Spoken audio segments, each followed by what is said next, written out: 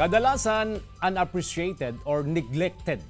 Ito ang karaniwang problema sa history subject o araling panlipunan. Kaya ilang grupo ang nagsusulong na mas pagtuunan ng pansin ang preserbasyon ng kasaysayan gaya ng Old Train Station ng lungsod ng Dagupan.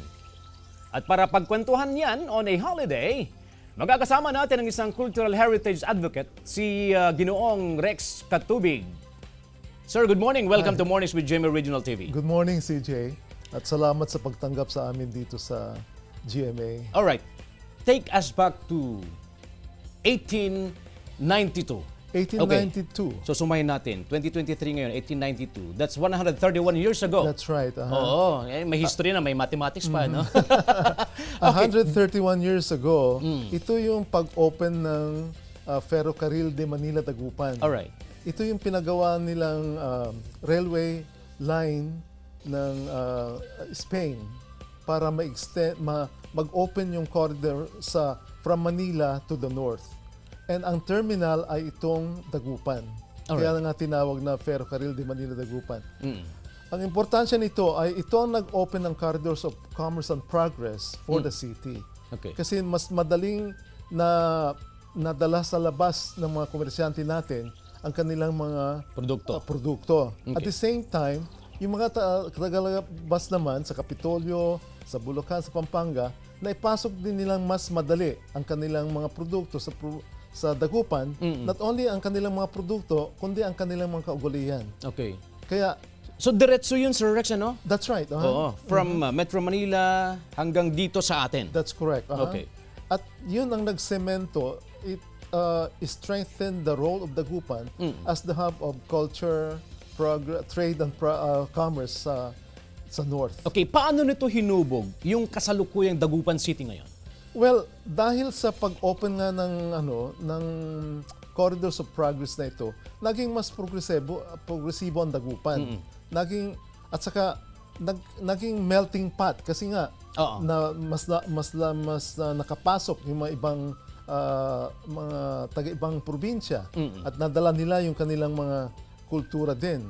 Kaya naging amalgam ng kultura at komersyo itong Dagupan City. At dahil doon, siyempre, naging mas richer ang kabuhayan dito sa Dagupan. Okay.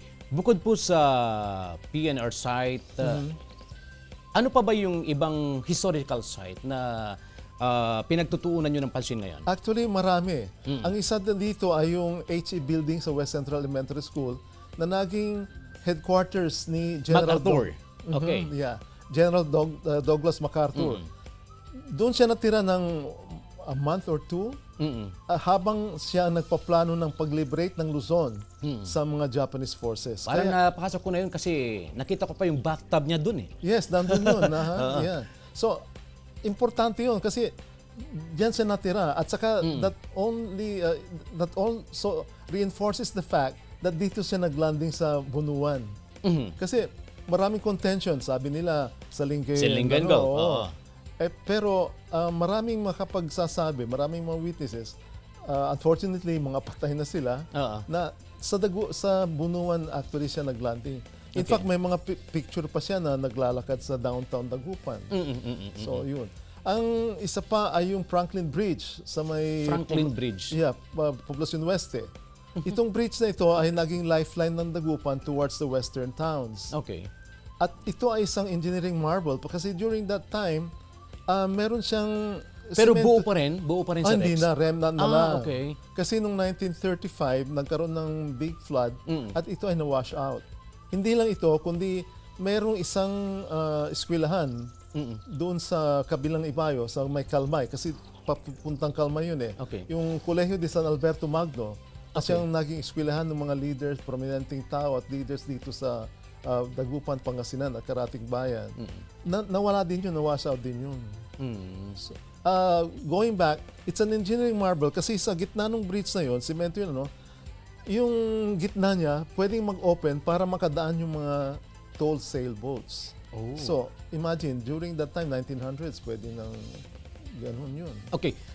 Ano po yung hagbang ng kayo po, non-government organization, through the help of local government unit, Yes, para ma-preserve po itong mga historical site na ito sa lungsod ng Dagupan? First of all, tumutulong kami para ma-identify itong mga heritage sites na ito. So far, I think there are about 20 or so or 50 heritage sites na na-identify na. Ang kailangan gawin lang ngayon ay pagtunan pansin kung paano proper na preserve noon o pag-restore. At meron nga nangyari, kamukha nung sa HA building noon, na bigla na lang giniba without any guidelines, without any notice sa gobyerno at sa public. Yun, pinaglaban ng grupo namin, we call ourselves JCCans. At naayos naman lahat at ngayon ay nakatayo na nga yung MacArthur building. Okay. Sir Rex, bilang isang cultural heritage advocate, gaano kahalaga na mahalin o pag-aralan ang kasaysayan ng bansa? Ito ay napaka-importante kasi ito ang nagbibigay ng substance sa ating identity as a people. Kung wala ito, para lang tayong AI na tao. All surface pero walang the inner core ba ng ating pagkatao. Yun ang importansya ng culture and history sa ating buhay. Yung mga kabataan po natin, sa observation ninyo, nandun pa rin ba yung interest nila sa kasaysayan? Nawawala kasi masyadong ang kanilang attention span kasi dahil maikli. Yung something exciting lang, yun at saka present. They live in the moment. Kung ano yung exciting, yun ang sa kanila, nakaka-excite sa kanila. At saka sa mga eskwelahan din, I mean, with due respect, siguro kulang yung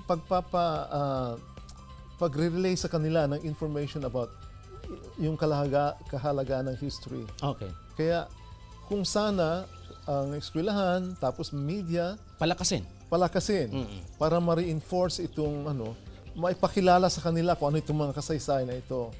Kaya kung sana ang GMA din, mabuti naman at kami ay kinumbidan ninyo para at least masabi namin yung aming kalooban tungkol sa bagay na ito. Para mamulat sila sa kahalagahan ng nakaraan. Malaking influensya ang media. Especially mga kabataan talagang nakatutok sa media. For them, that's their shrine. Yun ang kanilang pinaniniwalaan. Kung anong sinabi sa media, yun na yun. Alright. Sir Rex, maraming salamat po sa inyong oras. Thank you for joining us. Thank you very much.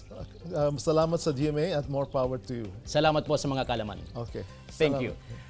Mga kapuso, si Ginoong Rex Katubig, isang cultural heritage advocate.